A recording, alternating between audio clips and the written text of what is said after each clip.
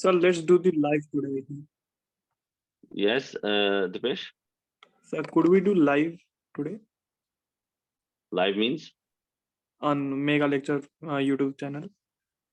I think there were some issues for me to connect over there, but uh, not today. Some other day. I think we will. Will you upload this video on Mega Lecture? Recording Yes, of I this will. video? Yes. Okay, sir. Okay. Mm, recording will be uploaded in a short while. This will be recorded in 2 sittings, I guess. This is how it is going to be. I will be giving you a short tip or short things that you need to remember about a certain topic, a certain part of a question. I will be moving very quickly across the question. I will tell you how to solve the question. And then after telling you how to solve the question, I will be giving you a time to solve it yourself. Okay? Okay, sir, fine. Good. Now, let's start. Define gravitational potential at a point. Gravitational potential, you need to understand that gravitational potential energy is amount of work done to bring an object from infinity to a certain point in the gravitational field. But gravitational potential, that is gravitational potential energy. Gravitational potential is gravitational, that is amount of work done to bring a unit mass from infinity to a certain point inside the gravitational field at a certain point. So you need to write down that definition. Then we have this gravitational potential against distance graph. Artemis is a spherical planet that may be assumed to be isolated in space. The variation with distance x from the center of Artemis of the gravitational potential phi is shown in figure 1.1. Now, this is the variation, and I hope you can see that it is all in negative. See, the x-axis is on the top,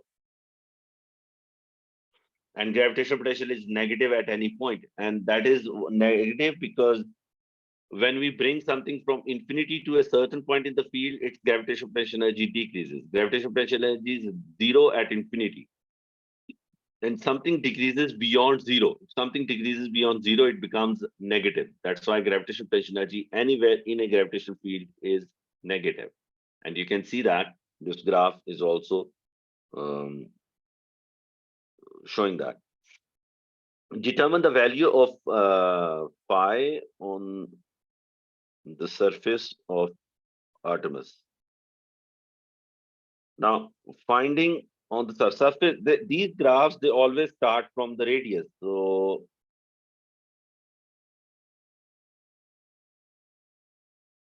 this distance is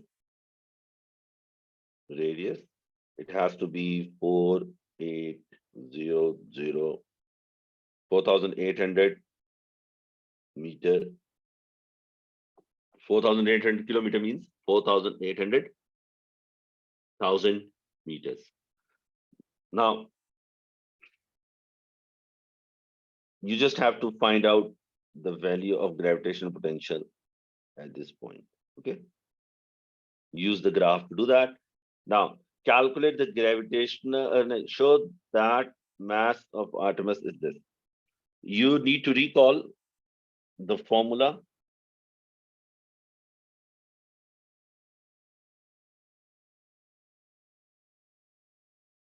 Gravitational potential.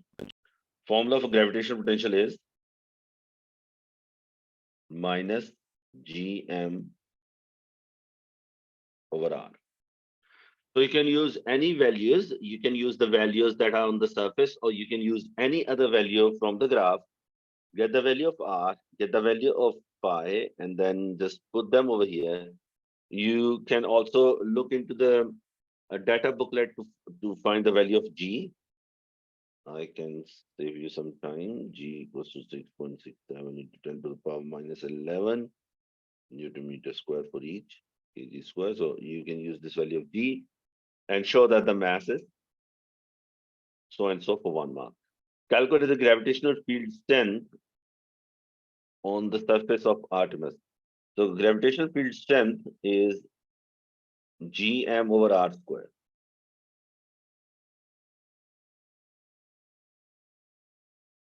So you can use M and G and R and find the value. Remember, because he asked for the strength on the surface, it means you have to use R equal to meters. Okay, and you take mass from the previous part. Then a satellite is in an orbit at a fixed position above the point on the surface of Artemis. He's talking about the geostationary kind over here. The satellite is located above the equator of the Artemis at a height above the surface where gravitational potential is this. Calculate the period in hours of the rotation of the Artemis. So he's giving you the gravitational potential at that point. Now, the formula is for the time period. Now, there are two different ways you can solve this question. One is that if you remember the Kepler's third law formula, T square equals to 4 pi square over Gm into R cube. Okay. Or if you remember this formula, it is okay. If you don't, then you have to go for this one. M omega square R equals to G M over R square. M becomes irrelevant. So mass of the satellite is of no use over here. Omega square equals to G M over R cube. Omega square means 2 pi over capital T whole square equals to G M over R cube. So then you find this formula. How to get R? Only the use of this thing here is just for you to find out the value of R from the graph. Minus 0.65, minus 0.6, minus 0.65. So you go to the graph.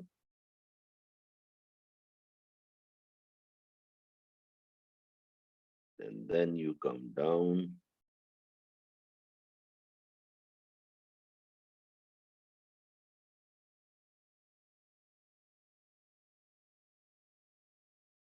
And you've tried to find out this value. Okay, I should have gone, I should have gone up, but I did the other way.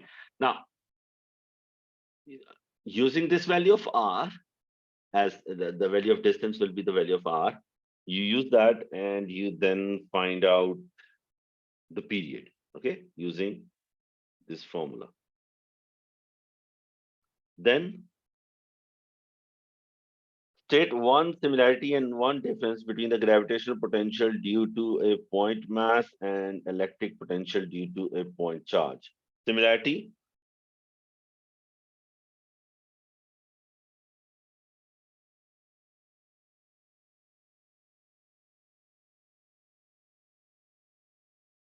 Both are radium and are inversely proportional to distance. And difference is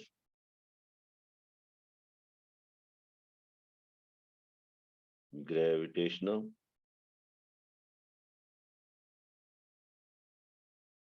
potential is always negative at any point in the field, but electric potential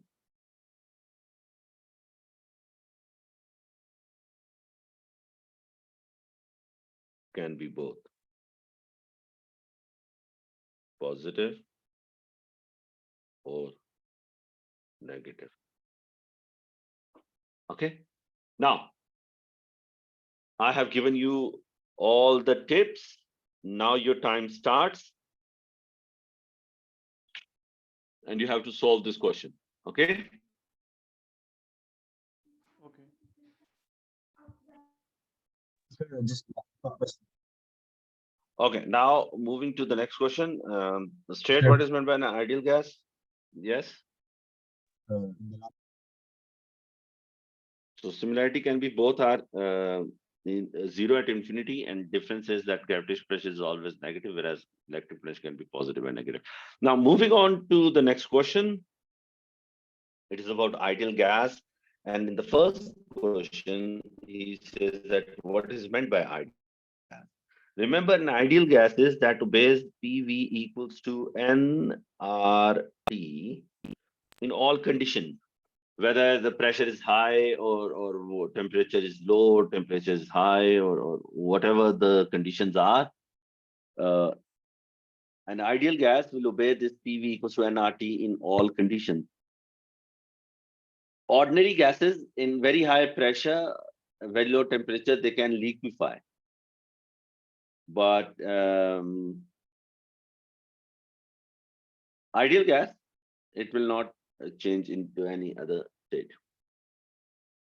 A fixed amount of helium is sealed in a container. The helium gas has a pressure of this pascals and volume of this centimeter cube at a temperature of 27 degrees Celsius. Remember, whenever you're dealing with ideal gas question, temperatures must be in Kelvin.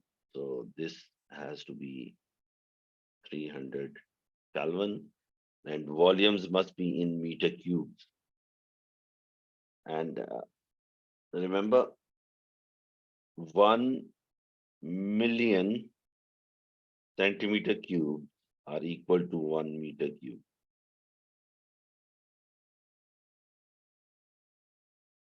There are 100 centimeters in 1 meter, and there are 100 into 100 into 100 centimeter cubes in 1 meter cube. Now, the volume of the container rapidly decreases to 30 centimeter cube. The pressure of the helium gas increases from this, from 2 gas increases to 6.7 to 10 to the power 6.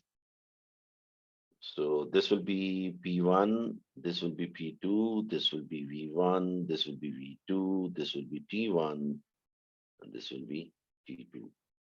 The normal energy enters and leaves the gas during this process. No thermal energy leaves in. Show that the helium gas behaves as an ideal gas. Now, if it behaves like an ideal gas, then P1, V1 over T1 should be equal to P2, V2 over T2. It is good if you convert volume into meter cube, but because we are just finding out whether it is constant or not. So converting volume is not important, but converting temperature is. You have to convert the temperature. Okay.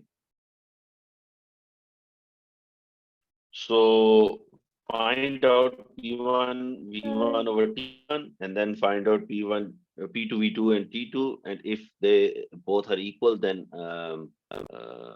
they are obeying ideal gas rules. The gas is obeying ideal gas. We have to find ratio between P, V, and T, all three of them. For the first one, I'm getting 19,000. Oh, 198,000. And for Okay. this, Did you convert temperature into Kelvin? yes, sir. So 1.10 into 10 to the power 5 into 560 into 10 to the power minus 6 over 300. So do we have to convert that CMQ? Like, If we convert, it won't bite us, so we can into 30 into 10 to the power 6 divided by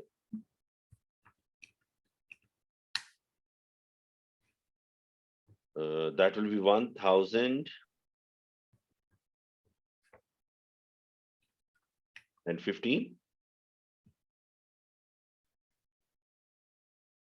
If I add 273, 5, 1, and yes, 1050 Kelvin.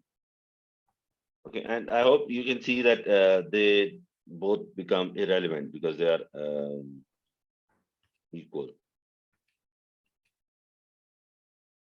So in your calculator, you said you're getting so wait, I think I did mistake. Okay. Let me do it.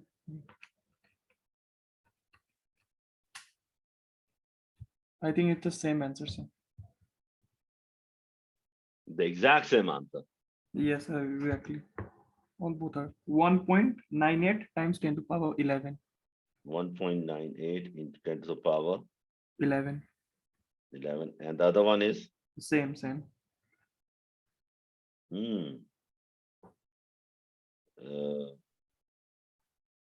hence shown that gas behaves like an ideal gas. Now, the first law of thermodynamics may be expressed as this. Use the first law of thermodynamics to explain why the temperature of the helium gas increases. So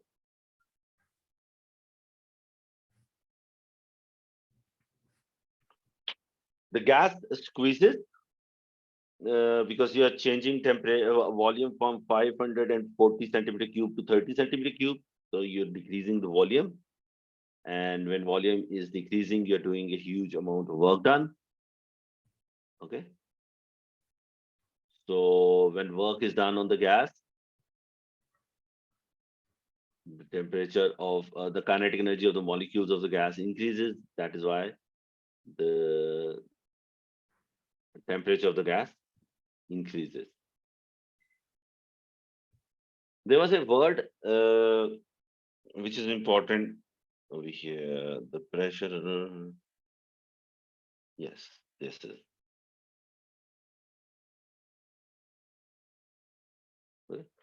Because when you change volume rapidly, it means you're pushing the molecules hard. And when you push on the molecules, they gain kinetic energy. And when molecules gain kinetic energy, the temperature of the gas sample increases. Okay. So you have to mention all that over here.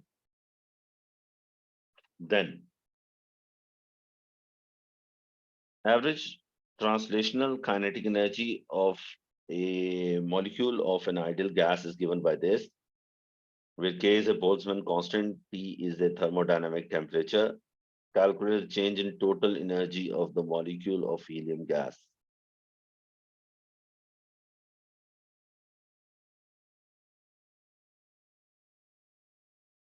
So change of kinetic energy will be 3 by 2 into K into delta T. Change of temperature will come in for each molecule.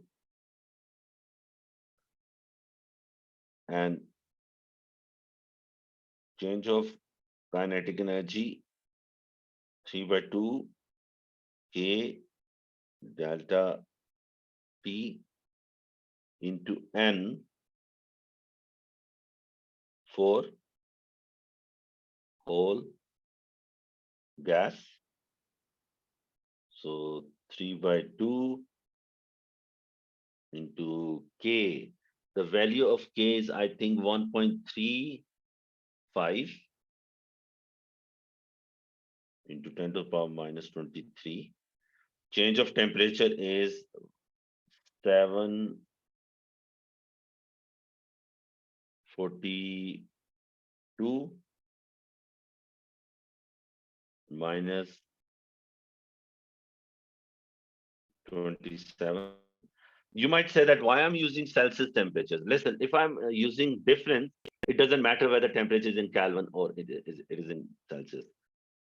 I could have also used 1015 minus 300. Okay, that would also be the same thing. Multiply by N, which is number of particles. Did he give the number of moles?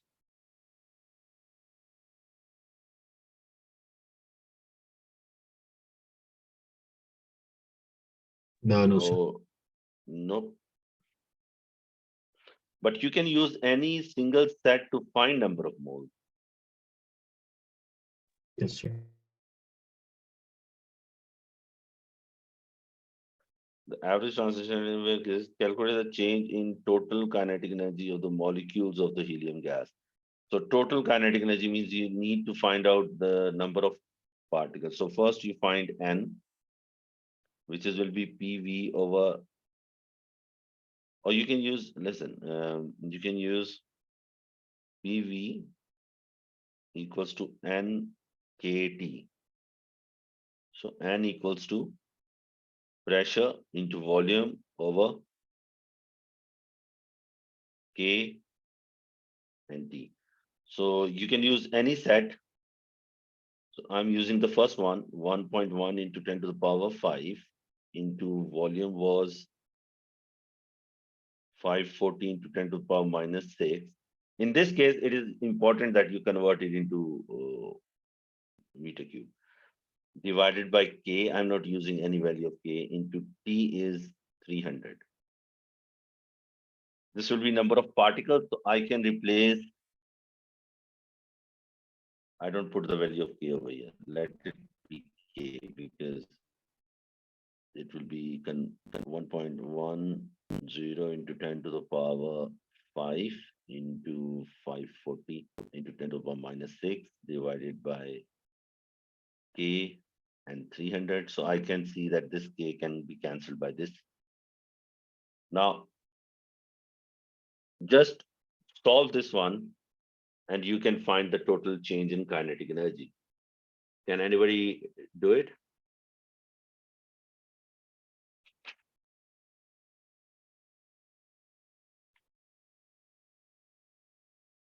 Just put values into the calculator.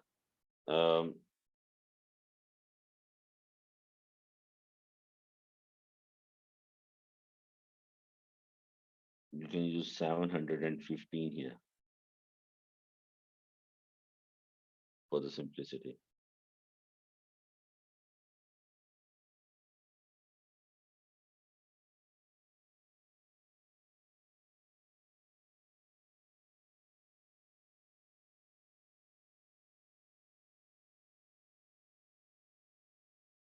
Sir, I got 212.355.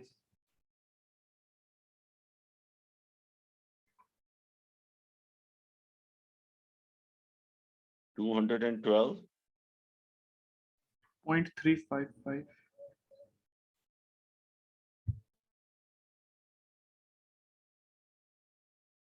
into 5 into 2.7 into 10 to the power minus 6.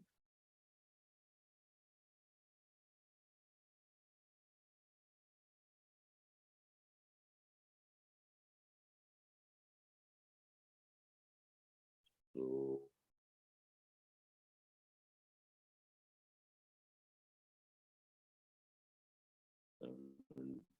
15 into 0.11 into 0.7. I'm getting 212.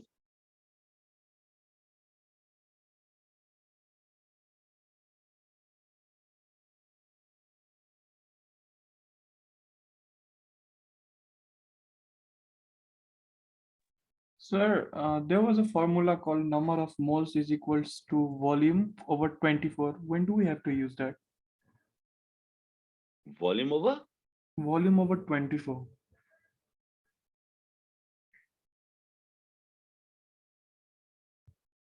I haven't seen that formula. Yeah. Is it in the data booklet? No, not in the data booklet. Like, So isn't that a chemistry formula? Yeah, Dipesh.